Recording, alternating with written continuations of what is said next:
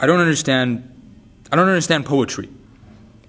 I don't think poets understand poetry. I mean, do you realize that the only group of people who've managed to make grammatic violation in art? I mean, that paired with rhyming, and they're suddenly labeled as artistic intellectuals. I mean, do you realize that the poets and rappers are essentially the same people? But nobody gives rappers the same respect as poets because society is against baggy clothing. Because hipsters are all against in that hipster clique with the sweatshirts and the wool sweaters and the berets and the big glasses. They all make me sick. They all make me sick. They really do. They sit in their little coffee shops with their little dingy laptops and they stare at the screen and they think they're such intellectuals. You know who the real intellectuals are? The people out in the street with no clothing, with no possessions. That's what got them there. Real intellectual thinking. You're drifting off topic. Well, it all started with a poem and a crazy poet. A crazy poet with a wool sweater sitting in a dingy coffee shop. It was an English class, and my English teacher, she gives us an assignment. My overbearing, pompous English teacher, she gives us an assignment, like an analysis. And it was an English class, which I find so unbearably ironic because the thing wasn't even written in English. At first I thought it was just like Braille or Morse code or something, but I came to the conclusion that it was just dots on a piece of paper, 12 dots, and then it said the 12 blue berries. What does that even mean? Whatever you want it to mean. There is no wrong answer. There is never a wrong answer. Let your imagination fly away with you. Far, far away. What about your classmates? Classmates? Yes, your classmates. I can't identify with those people. Honestly, I feel like I'm the only person in that class sometimes. Every single one of them has the mentality of your classic hipster. They all think they're such intellectuals. But people who think they're intellectuals are never actually intellectuals. The depressed ones with no confidence in themselves or the world around them. Those are the real intellectuals. Well, you just have to look at the words, Just single out the words themselves. What do they symbolize? What do they mean?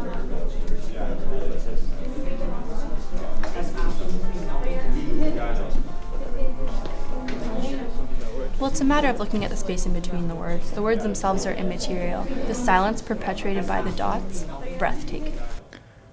The only person I can relate to in that class is Joel. Because all the other idiots are sitting around analyzing metaphors and fruit. And then Joel just sits there with a little pathetic smile on his face. How you doing, buddy? I was speechless. I couldn't think of anything to write down. I was in the same position as Joel, except it wasn't because I had a low IQ. I genuinely couldn't think of the significance of 12 dots on a piece of paper. I decided to ask my dad, the classical figure of authority in my life. I don't know anything. Ask your mother. His yelling is the reason we can never get through border crossings without going to the interrogation room first. He's just yelling all the time. But anyway, I asked my mother too, and she's just like terribly unstable. She's very morbidly sentimental. Mom, listen to me. The poet was a normal person. Mom, the poet was a normal person. This is not a time to get emotional, Mom. The poet was a normal person. There was nothing wrong with him. I can just do it on my own. It's fine.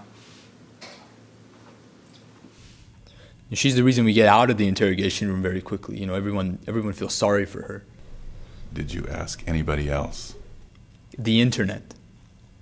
But the internet is another classical example of a pseudo-intellectual hipster. It dances around the actual subject for hours before actually getting to the point. And when it actually does get to the point, you're too tired to care. But even after all that, I still didn't know what to write. I stayed up all night and I had absolutely no idea what to write. Did you actually end up writing anything?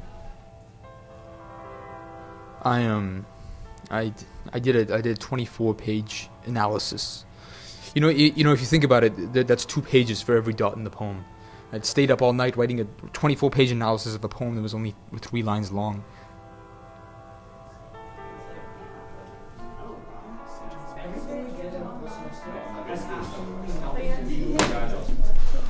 I only handed in 23 pages, but I believe in quality over quantity. I don't know if I believe in that, but whatever works for you. I felt like there was a strangled woman speaking to me through the poem. As a matter of fact,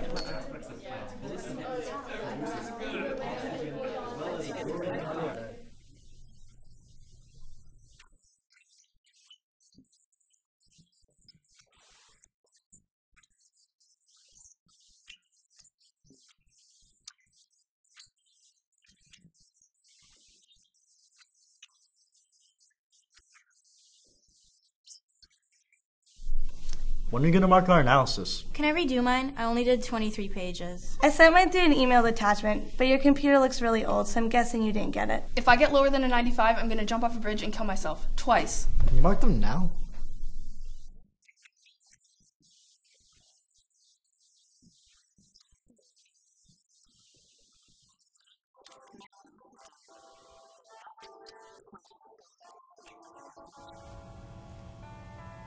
What happened after that?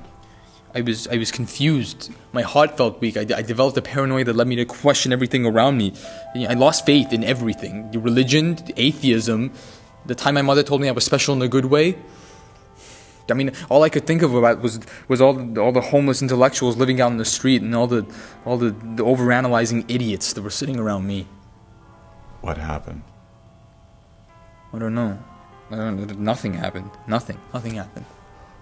I couldn't get out of my desk. I was stuck, both physically and mentally stuck. Are you quite sure about that? The last time you came in here, you told me that you had knocked over your table, denounced the entire class as, I quote, pretentious idiots, and your teacher as a bloated psychopath. And the time before that, you told me that you continued to rip up everyone's homework while rolling around in the discarded remains. And the first time you came to see me, you told me that you threw your chair at your teacher and she developed irregular breathing patterns, so she had to be taken to the hospital. Which version am I supposed to believe?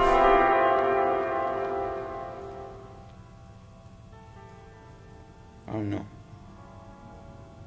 I don't remember. Then what do you remember? I remember Joel's face. You know, everybody was shocked that day, even me, even my pretentious hip classmates. But Joel wasn't shocked. Joel wasn't shocked at all. He was in pure bliss, and it was in that moment that I became insanely jealous of him. There was something poetic about that moment, but I don't know. I don't understand poetry.